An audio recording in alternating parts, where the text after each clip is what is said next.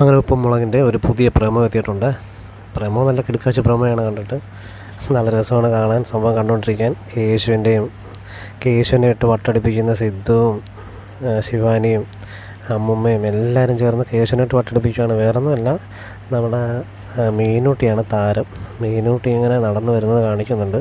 അപ്പോൾ കേശു ഒരു ബാഗ് എടുത്ത് ഓടാൻ പോകുന്നതാണ് പ്രമോയുടെ തുടക്കം. അപ്പോൾ പിന്നെ അതും പറഞ്ഞാണ് അവരെല്ലാവരും കൂടി നമ്മുടെ കേശുവിനെ അങ്ങോട്ട് കളിയാക്കുന്നത്. അപ്പം കേശുവിനോട് മീനൂട്ടി വന്ന് പറയുന്നുണ്ട്, ഞാനും കൂടി കമ്പനി അടിച്ചോട്ട് വരട്ടെ എന്നൊക്കെ ചോദിക്കുന്നുണ്ട്.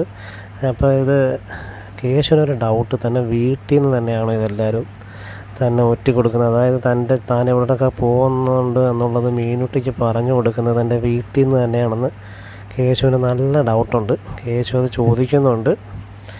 അപ്പോൾ ശരിക്കും കളിയാക്കുന്നുണ്ട് കേശുവിനായിട്ട്. സിദ്ധുവും എല്ലാവരും കൂടി ചേർന്ന് നല്ല രീതിയിൽ കളിയാക്കുന്നുണ്ട്. ശിവാനിയും എല്ലാവരും കൂടി ചേർന്നിട്ട് കേശു ആകപ്പാട് ഭ്രാന്ത് പിടിച്ചതുപോലൊക്കെ തലയിലെ മുടിയൊക്കെ ചൊറിഞ്ഞ് അങ്ങനെ നടക്കുന്നുണ്ട്.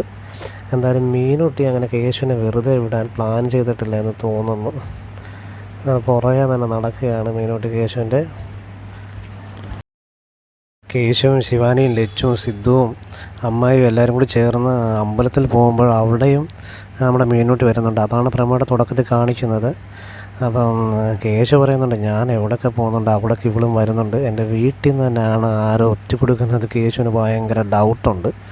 ചിലപ്പോൾ ലച്ചു ആണെന്നാണ് സാധ്യത. കാര്യം ലച്ചുവിനൊന്നും മിണ്ടാതെ നിൽക്കുന്നതാണ് കാണിക്കുന്നത്. എന്തായാലും സിദ്ധുവാണ് ശരിക്ക് നമ്മുടെ കേശുവിനെ ഇട്ട് വട്ടടിപ്പിച്ച് കൊല്ലുന്നത്.